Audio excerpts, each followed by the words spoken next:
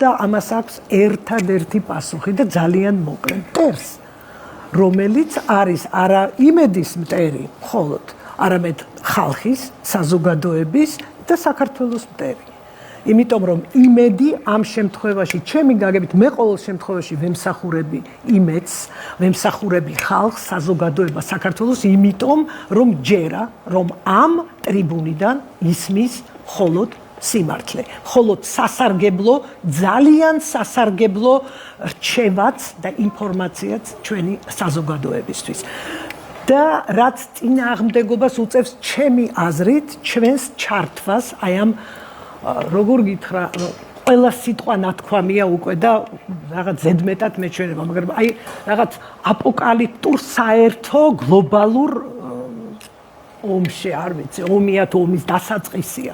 აი ამ სიტუაციაში ჩვენს ჩაბმას უწყობს ხელს ის, ვინც აჩუმებს ეთერს, ის, ვინც აჩუმებს იმედს და პოზიტივის და სიტყვის თავისუფლებას ურტყამს. ეს არის ჩემი მოსაზრება, მაგრამ მე უბრალოდ რას ფიქრობთ იმ ფორმალურ მიზეზებზე, რაც დასახელდა, ღირს თუ არა საერთოდ ამაზე მსჯელობა, ვიცით რა არის, მე მგონი რომ სკოლის მოსწავლესაც რო კითხო, აი მიუკერძოებალ იმას, იმდენად სასაცილოა და ეს ეპითეტიც ნახმარია პირველივე წამებიდან. და თუ ასეთი მნიშვნელოვანი მაუწყებლები ვართ ჩვენ და პოზიტივი, დიდი ბოდიში ყველა მოვიდეს და გვემთხვიოს ხელზე.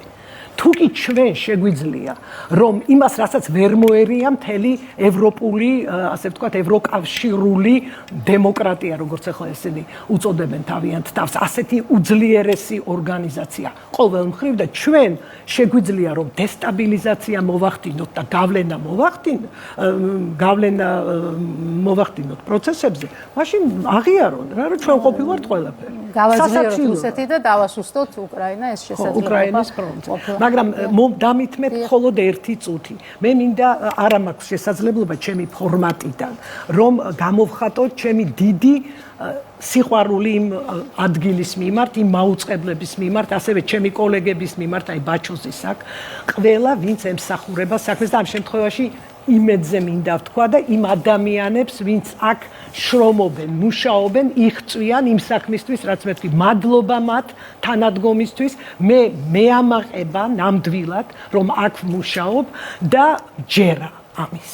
და ჯერა რომ აქ არის ყველაზე ვერ ვილაპარაკე. ეს აბსურდია, მაგრამ აქ არიან ადამიანები, რომლებიც ასეთივე რწმენით აკეთებენ საქმეს და მათ მინდა დიდი მადლობა ვუთხრა და კიდევ ერთხელ დავუდასტუროთ ჩემი დიდი პატივისცემა. ეს მინდოდა მე.